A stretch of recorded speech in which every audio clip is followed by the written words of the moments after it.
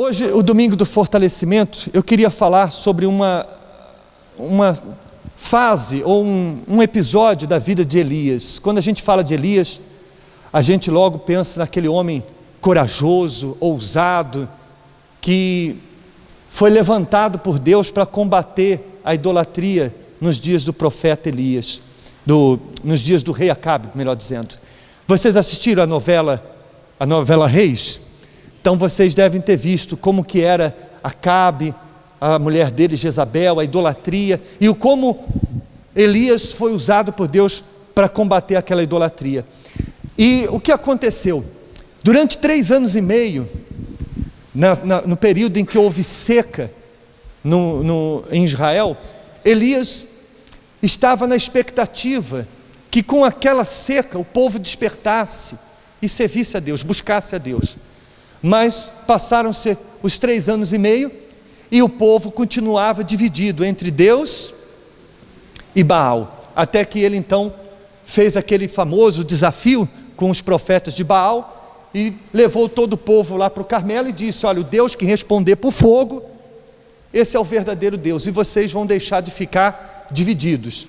E então ele fez o sacrifício, Deus respondeu por fogo, com fogo o sacrifício, e todo o povo se curvou dizendo: só o Senhor é Deus, só o Senhor é Deus. Ali ele matou os profetas de Baal e desceu dali do Carmelo, disposto ou acreditando que agora o serviço dele estava feito, que agora sim ele estaria satisfeito, porque agora o povo ia se converter, o rei, a rainha ia deixar os ídolos deles e tudo estava resolvido. Foi por isso que ele orou, insistiu para Deus fazer a chuva vir, porque ele pensou que agora já estava tudo o quê?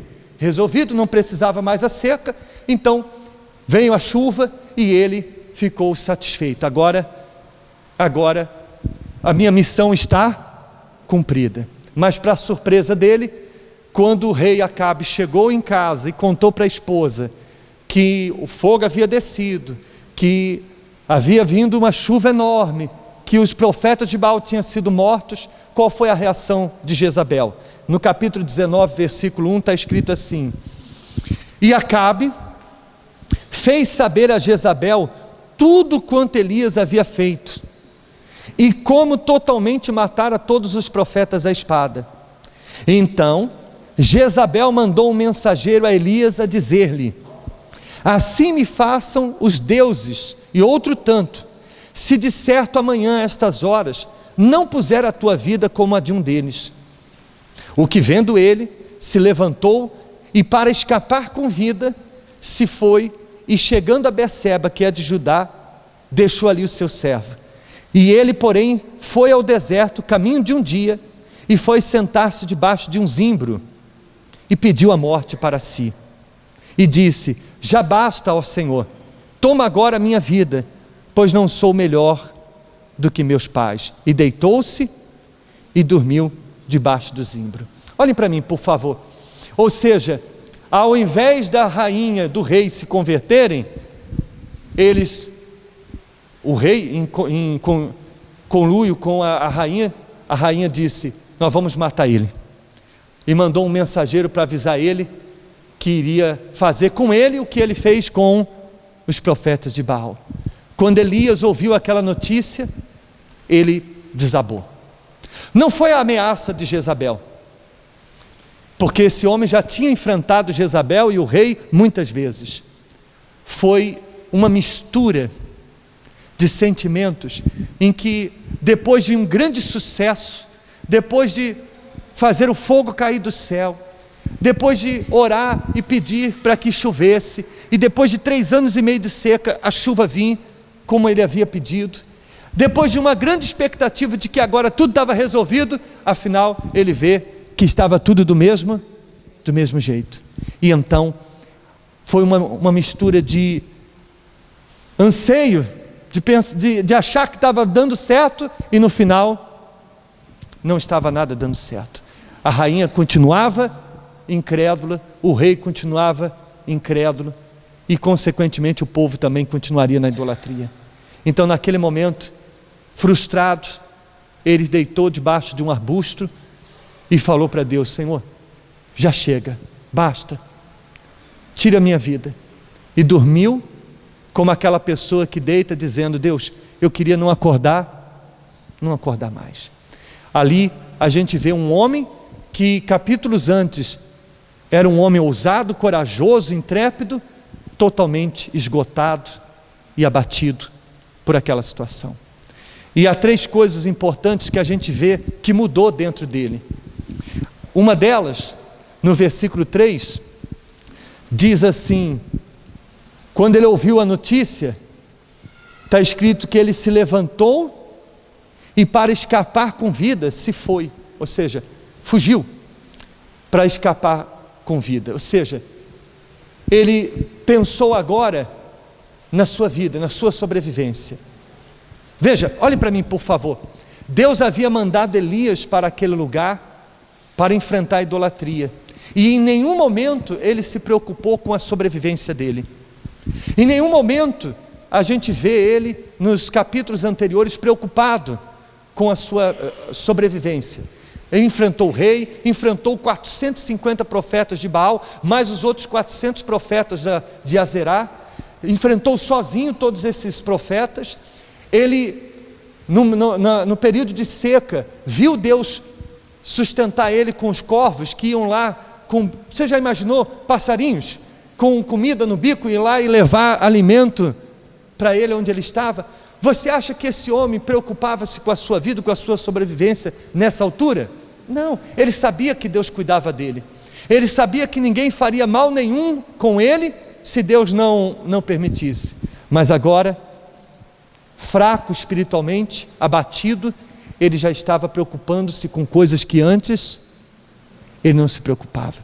E esse é o primeiro sinal de fraqueza espiritual, é quando a pessoa começa a dar atenção a coisas que antes ela não se importava, que ela começa a se preocupar com coisas que antes não se preocupava. Pessoas que antes não se preocupavam com a opinião dos outros, e agora parece que vivem em função da opinião das pessoas. Pessoas que antes não tinham medo, contavam com Deus, não precisavam e não ficavam dependentes ou contando com a força do seu braço. Para qualquer luta que eles passavam, elas diziam: eu já sei o que eu vou fazer, eu vou para o altar, eu vou contar com Deus. E hoje elas contam mais com a força do seu braço do que com o próprio Deus.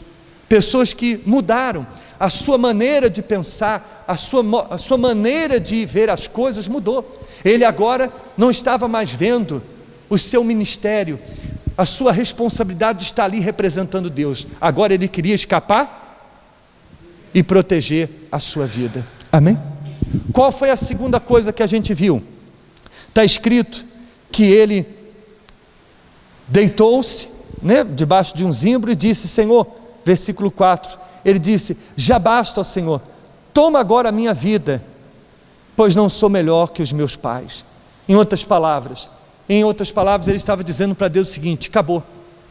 Aquela fase em que o Senhor me usou, aquela fase em que eu fui corajoso enfrentando os profetas, acabou, já chega. Agora eu não quero mais, para mim já foi. É um outro sintoma de fraqueza espiritual, quando a pessoa começa a pensar que a fase dela acabou.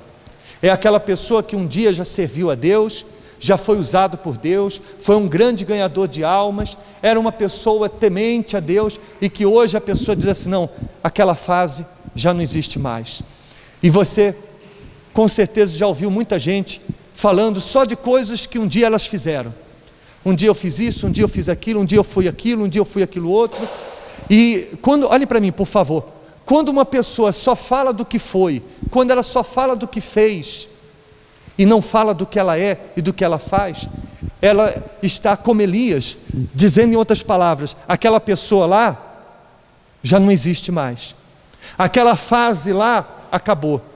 Então, por conta da idade, a pessoa pensa que Deus não pode mais usar ela, por causa às vezes ela casou, antes era solteira, agora é casado, Deus não pode mais usar ela como usava quando ela era solteira. Sempre há uma justificativa, uma razão da pessoa olhar para aquela fase que um dia ela esteve de fé, de perseverança, de dedicação a Deus, que hoje ela já não existe mais, ela olha para essas fases e diz o seguinte: aquilo lá acabou, agora é outra fase, agora é outro momento da minha vida.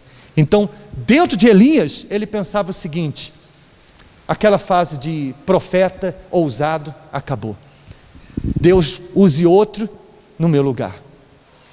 E por último, o que ele fez?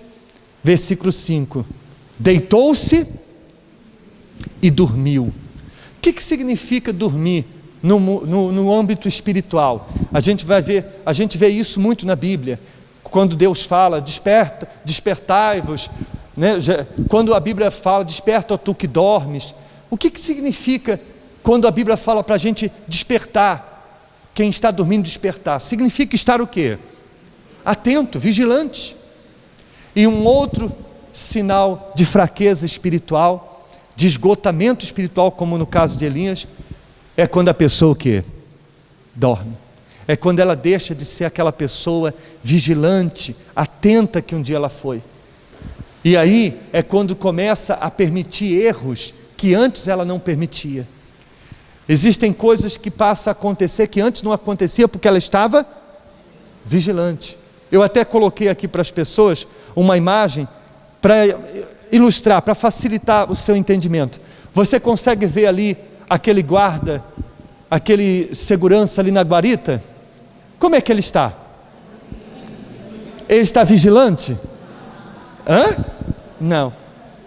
Naquele estado em que ele está, ele consegue impedir que alguém estranho passe por aquele caminho? Por quê? Porque ele está dormindo. Diferente aconteceria se ele tivesse o quê? Atento. Se ele tivesse atento, vigilante, qualquer estranho que se aproximasse do caminho, ele ia dizer o quê? Para, daqui você não pode passar. Quando a pessoa está vigilante espiritualmente, quando ela está firme, atento à sua fé, à sua comunhão com Deus, ela não pode impedir que os pensamentos surjam. Às vezes, num momento como o de Elias, de você na expectativa de um resultado e vem outro, às vezes uma decepção com uma pessoa, até mesmo dentro da igreja, coisas que você pode passar, que todos nós estamos sujeitos a passar, é inevitável que surjam pensamentos, é inevitável que surjam sentimentos, mas se você está vigilante, o que é que você faz? Opa, não, você não vai entrar. Esse pensamento chega à sua mente, mas você diz: não, eu não aceito esse pensamento. Esse sentimento tenta entrar, mas você diz o quê? Não, eu não aceito. Mas quando você está dormindo, quando a pessoa está fraca, quando a pessoa ela não está vigilante, o que acontece? O caminho fica o quê? Fica livre. E você não pode permitir isso, porque a nossa luta é espiritual. Veja o que o apóstolo Pedro diz: sede sóbrios e vigilantes. O diabo, vosso adversário, anda em derredor como leão que ruge, procurando alguém para devorar. Então, nós não podemos nos dar o luxo de ficar dormindo espiritualmente, porque um pensamento, um sentimento que você deixa entrar dentro de você, pode produzir malícia. Tem gente que não consegue mais acreditar em nada, porque viu vídeos, ouviu palavras que contaminaram ela e ficou ali, olha, ela ficou cultivando aquelas palavras, aquelas imagens. Nós não podemos permitir que determinadas coisas venham estar dentro da gente. Então, para isso a gente tem que estar o quê? Vigilante. E para estar vigilante precisamos estar fortes. Amém? Então, esses foram os sintomas que a gente viu em Elias e que pode acontecer conosco se nós também não tomarmos cuidado. Mas o que é que Deus fez com Elias naquele estado? Deus rejeitou o seu servo porque ele estava fraco? Deus o descartou? Já que você quer a morte, então tá bom, vou te matar essa noite. Você não vai acordar nunca mais. É isso? Foi isso que Deus fez? O que é que Deus fez com Elias? 3 coisas Deus deu ordem para Elias. No versículo 5 está escrito: deitou-se e dormiu debaixo do zimbro, e eis que então um anjo tocou e lhe disse, o que está escrito aí na sua Bíblia? Levanta-te e come. Aí então aconteceu que ele olhou, e eis que sua cabeceira estava um pão cozido sobre brasas, e uma botija de água. Comeu, bebeu, e tornou a deitar-se. E o anjo do Senhor tornou segunda vez, e o tocou, e disse: levanta-te e come, porque te será muito longo o caminho. Então levantou-se, pois, e comeu e bebeu, e com a força daquela comida caminhou 40 dias e 40 noites até Horebe, o monte de Deus. E ali entrou numa caverna e passou ali a noite. E eis que a palavra do Senhor veio a Elias, veio a ele e disse: que fazes aqui, Elias? E ele disse: tenho sido muito zeloso pelo Senhor Deus dos exércitos, porque os filhos de Israel deixaram a tua aliança, e derrubaram os teus altares, mataram os teus profetas à espada, e só eu fiquei, e buscam a minha vida para me tirarem. E Deus lhe disse: sai para fora, e põe-te neste monte perante o Senhor. Então, olha só que interessante, quando ele deitou para dormir, pedindo que não acordasse mais, esgotado completamente com aqueles sentimentos que ele tinha, Deus disse para ele: levanta-te, e o que? E come. E ele levantou, comeu e voltou o que? A dormir. Depois Deus acordou ele de novo através do anjo e disse o que? Levanta, come, porque o teu caminho será longo. Ele andou, chegou até o monte Horebe, e o que ele fez lá no monte Horebe? Se escondeu na caverna. E aí Deus apareceu para ele, lá na caverna, e disse o que para ele? Não. Deus disse: que fazes aqui? Que fazes aqui? Isso aqui não é o seu lugar. E aí disse o que? Sai da caverna, sai para fora. Então 3 coisas Deus mandou ele fazer: levantar, significa tomar posição. Levanta, reage, toma posição de um homem de Deus, de uma mulher de Deus. Não aceite ficar prostrado, não aceite, você está fraco, não aceite ficar fraco. Está desanimado, não aceite ficar desanimado. Está caído, não aceite ficar caído. Bom é que isso não tivesse acontecido, bom que você não tivesse chegado a esse estado, mas se está, levanta-te, reaja, tome posição. Então, se você reconhece que não é mais o mesmo, volte a ser o mesmo que era antes. Você reconhece que tem feito coisas que não devia fazer, deixe de fazê-las. Você reconhece que tinha coisas que você fazia e deixou de fazer, volte a fazê-las. Levanta-te, não fique esperando que ninguém faça isso por você. Deus não chegou quando ouviu as palavras dele: eu sou o único que restou, que os outros todos já morreram, que eu tenho sido zeloso. Deus não ficou assim: dá licença, minha querida, oh meu Deus, oh tadinho, encosta aqui no meu ombro, encosta. Deus ficou assim? Deus disse o quê? Levanta, homem, levanta, reaja, toma uma atitude. Então nós temos que entender, pessoal, que os sentimentos não coadunam com fé. Se você ficar com autopiedade, autocomiseração, que é aquela pessoa que fica: tadinho de mim, coitadinho de mim, olha o que eu passo, olha o que eu vivo, olha o que eu enfrento, olha o que eu ouço, olha o que eu vejo, você não vai a lugar nenhum. É preciso o quê? Reagir. Então Deus disse para ele primeiro: levanta-te, e depois come, se alimenta. Você não vai ficar forte apenas porque quer, você tem que se alimentar. Então tem que buscar a Deus. Tem gente que está assim fraco porque não vem domingo, não vem quarta-feira, vem de vez em quando, vem quando dá. E o que acontece quando você não come? Então, assim como você reconhece que fisicamente falando você precisa se alimentar para poder viver, você tem que fazer o mesmo com o seu espírito, com a sua alma. Eu duvido que, por mais, quem aqui tem uma vida muito corrida aqui? Quem tem muita? Tem gente que não, né? Tem gente, pastor, olha, enfim, mas quem aqui tem uma vida muito corrida? Você quer dizer assim: poxa, chegou o final do dia, você diz: meu Deus, ainda tem tanta coisa para fazer. Quem é assim? Quem é assim? Você come todo dia? Ué, mas tem tempo para comer? Como é assim? Mas então sua vida não é corrida? Quem tem a vida corrida e come todo dia? Tem gente que come toda hora.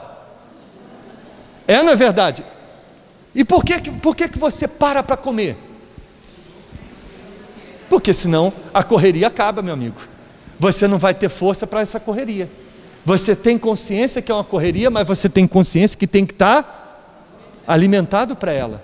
E agora, se você para comer todos os dias, porque você reconhece que se não comer vai ficar doente e não vai poder trabalhar, e por que você não pode parar um dia da semana, especialmente o domingo de manhã, para buscar o Espírito Santo? Por que mas domingo tem visita em casa? E qual é a visita que não pode, pelo amor de Deus, esperar você vir na igreja, buscar a Deus e depois você ir com ela onde tiver que ir?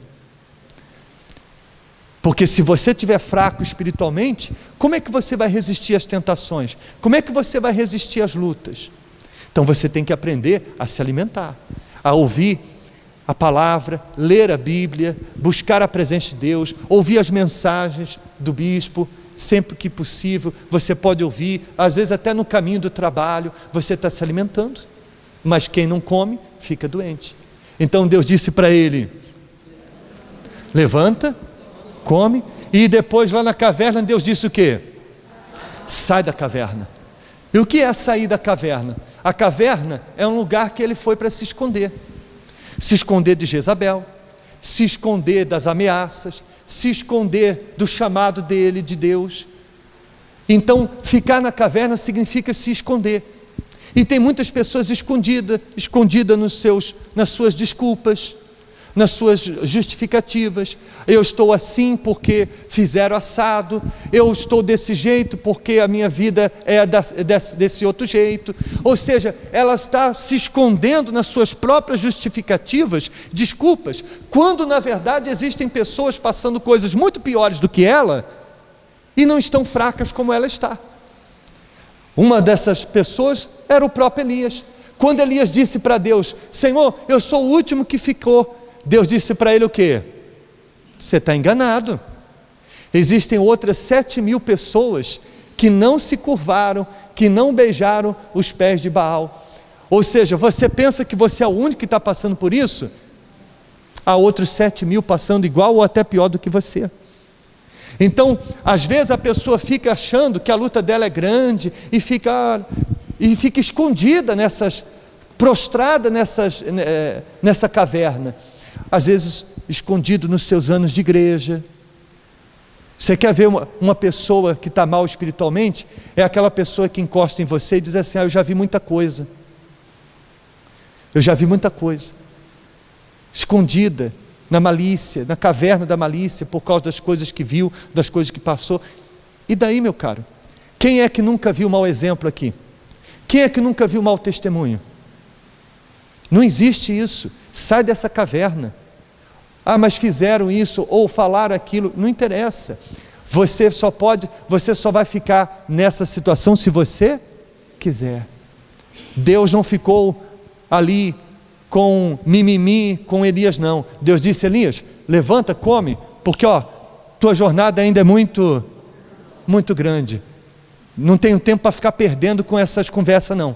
Levanta, sai dessa caverna, que a caverna não é o seu lugar. Amém? E para resumir, para nós não nos estendermos muito, você pode depois ler o restante da história. Elias achava que o ministério dele estava terminando ali, mas na verdade o ministério dele não acabou até hoje. Deus poderia ter descartado. Talvez se fosse algum de nós aqui, no lugar de Deus, teria dito: fraco, eu vou colocar um outro melhor do que você. Mas Deus não é assim. Deus não desistiu dele.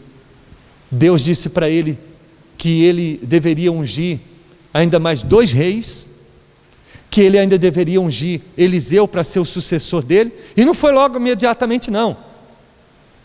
Porque quando a gente vê que Deus manda eles ungir um sucessor dele, dá a impressão que, olha, tá bom, você não quer mais, então eu ponho outro no teu lugar. Mas não foi isso, não. Porque de quando Deus disse para ele ungir o Eliseu, até Eliseu se tornar sucessor dele, ainda passaram-se muito tempo ainda. ainda passaram muita, ainda ele teve que enfrentar aqueles profetas, aqueles servos do rei que foram lá para matar ele, e Deus disse: se eu sou homem de Deus, caia fogo do céu e consome todos eles. E Elias ainda abriu o rio Jordão na frente dos seus discípulos. Elias ainda fez muita coisa. O ministério dele não tinha acabado, estava apenas começando. E esse homem, Elias, que pediu para morrer, não morreu, porque Deus arrebatou ele.